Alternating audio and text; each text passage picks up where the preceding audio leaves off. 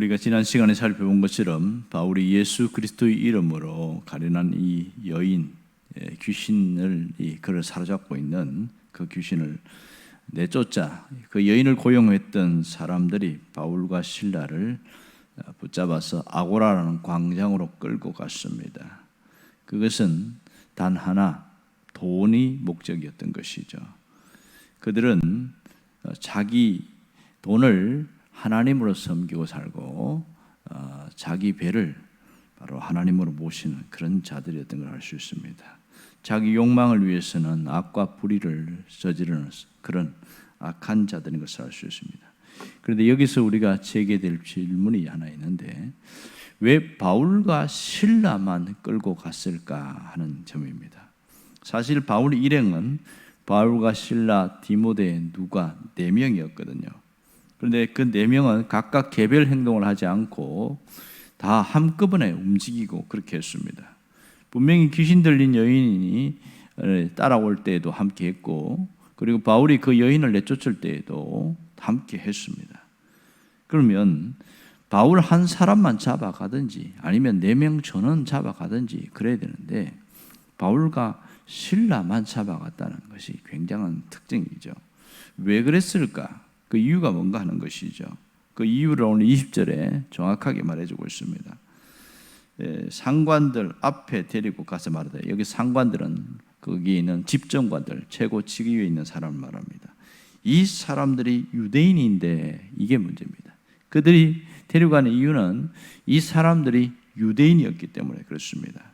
자, 바울 일행 중에 디모데와 누가는 이방인이었습니다. 엄밀하게 말하면 디모데는 반은 유대인이고 반은 이방인입니다. 그리고 누가는 순수 이방인입니다.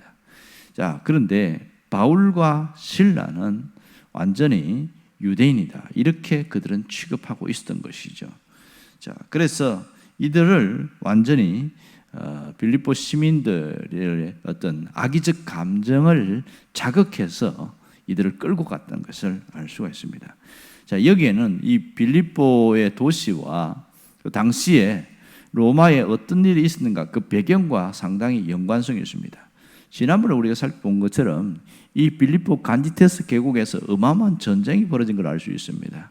그때에 그 그러니까 카이사르를 죽였던 그 브루투스 군대와 또 카시우스가 함께했던 연합군이 또 싸우고 있었고, 카이사르를 계승한 옥타비아누스, 안토니우스가 연합군이 돼서 여기서 싸웠거든요.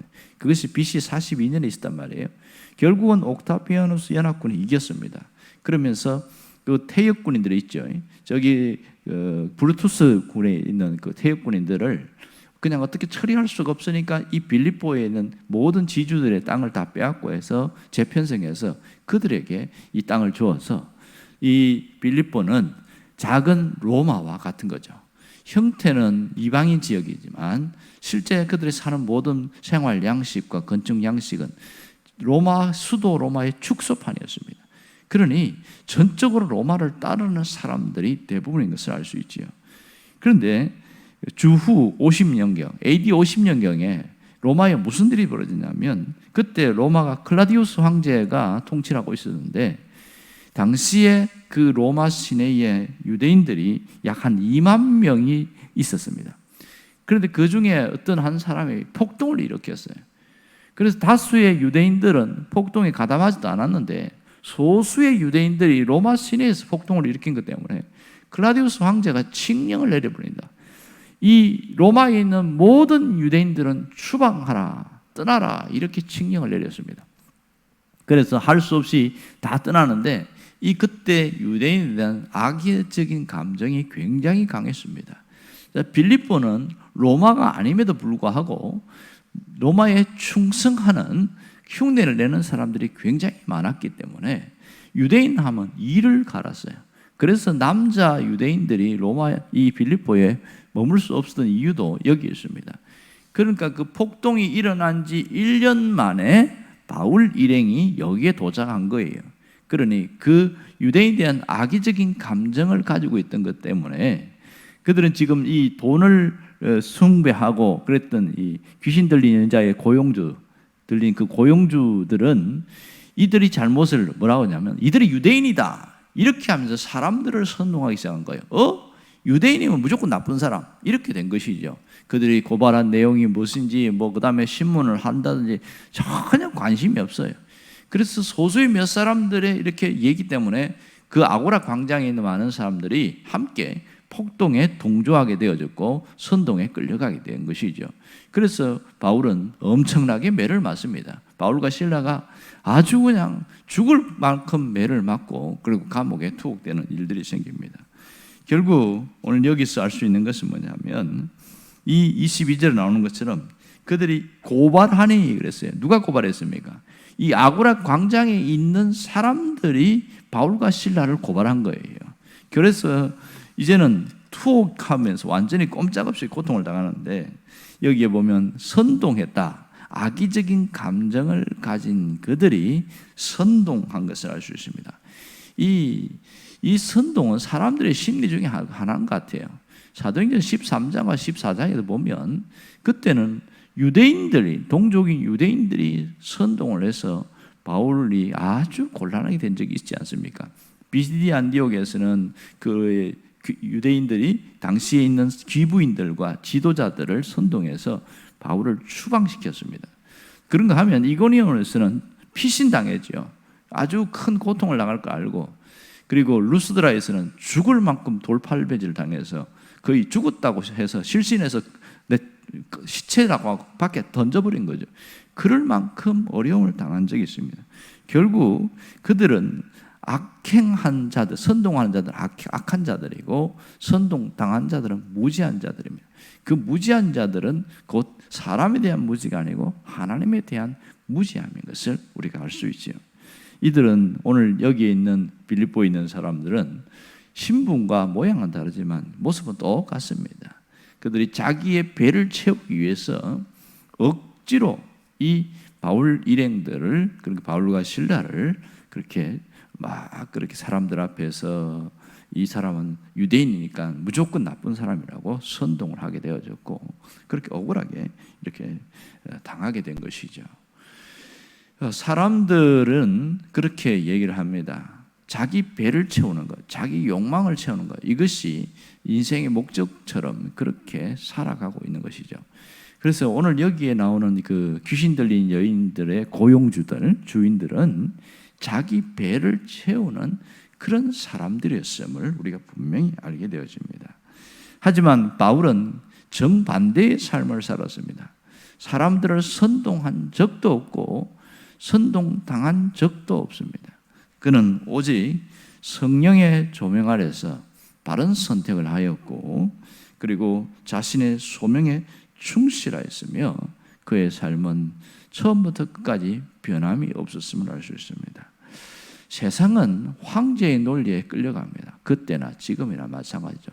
여기서 황제의 논리라는 것은 돈의 논리에 이끌려간다, 그렇게 말할 수 있습니다.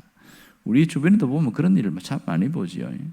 여기에 고용주들처럼 돈의 논리에 끌려가는 사람들이 많습니다. 돈 때문에 친구를 잃고, 돈 때문에 부모 자식이 등을 돌리고, 돈 때문에 형제들이 싸우게 되어지고, 돈 때문에 자식들이 그 정체성을 잃어버리고 완전히 적대적으로 살아가고, 이 돈의 논리에 끌려가다 보면 모든 것을 잃어버리게 되어집니다. 결국은 자기 자신까지도 잃어버리고 비참하게 끝나는 경우가 굉장히 많습니다. 세상은 자신의 배를 채우라, 이것이 세상의 논리입니다. 이것이 황제의 논리이기도 하고요. 하지만 신앙인들은 세상의 논리대로 살아가는 자가 아니지요. 거기에 선동되어서도 안 되고 선동하는 자가 되어서도 안 되는 것을 알 수 있습니다. 여러분, 자기 배를 채우는 사람들의 결말은 항상 똑같아요. 항상 비참함으로 끝나는 것을 알 수 있습니다. 성경에 보면 예수님의 제자 중에 그런 자가 또 있었다는 걸 알 수 있죠. 바로 가룟 유다입니다. 가룟 유다는 은 30에 예수님을 파는데 자기 배를 채우는 자였던 것을 알 수 있습니다. 그의 결말은 굉장히 비참하게 끝나게 되었습니다. 오늘 성경을 가만히 보면 자신들의 배를 채우는 자에 대한 이야기가 상당히 많이 나옵니다. 이와 반대로 자신들의 배를 채우는 자가 아니라 그 속에 하나님이 계시고 하나님 성과 연결될 때는 오히려 그 배에는 생수의 강이 흘러난다. 그렇게 이야기합니다. 예수님의 그 말씀의 표현에도 보면 그 배에서 생수의 강이 흘러갈 것이다. 그 배라는 얘기를 하고 있죠. 이 배가 굉장히 중요합니다. 산상수훈에서도 보면 그런 얘기를 하고 있습니다. 의에 줄이고 목마른 자는 그들이 배부를 것이다. 배에 대한 얘기를 하고 있습니다. 그러니까 하나님의 말씀을 붙들고 살아온 사람들은 그에게 배가 채워지는데 이 세상 논리가 아닌 그 말씀 안에서 살기 때문에 생수의 강이 흘러나고 또 의로 인해서 배부름이 있다, 이런 얘기를 하고 있는 것이죠. 그러니 신앙인의 삶은 확실히 다릅니다. 똑같은 배에 뭔가를 채우는데 무엇을 채우냐는 거예요. 돈의 논리, 황제의 논리에 이끌려서 사는 사람들은 그것이 전부인 줄 알고 그것에 자기 배를 채웁니다. 욕망으로 채우는 것이죠. 하지만 신앙인들은 하나님의 말씀을 그 배에 채우는 거예요. 그런 결과 확실히 다를 수밖에 없는 거예요. 바로 그 속에 말씀이 들어갈 때에는 생수의 강이 흘러나고 의로 배를 부를 수 있는 그런 확실한 증거가 나타나는 것이죠. 오늘 이 바울은 바로 그러한 자들이었습니다.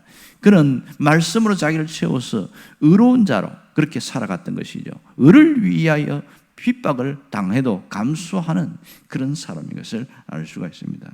우리는 언젠가는 우리가 코끝에서 호흡이 끊어지고 삶이 마감될 때가 옵니다. 이때에 많은 신앙인들 중에서도 욕망으로 자기 배를 채우는 사람들은 엄청나게 후회하면서 인생을 마감합니다. 하지만 끝까지 하나님의 말씀으로 의로운 것으로 자기 배를 채운 자들은 하나님께 영광을 돌리고 하나님 안식할 수 있게 하심을 감사합니다.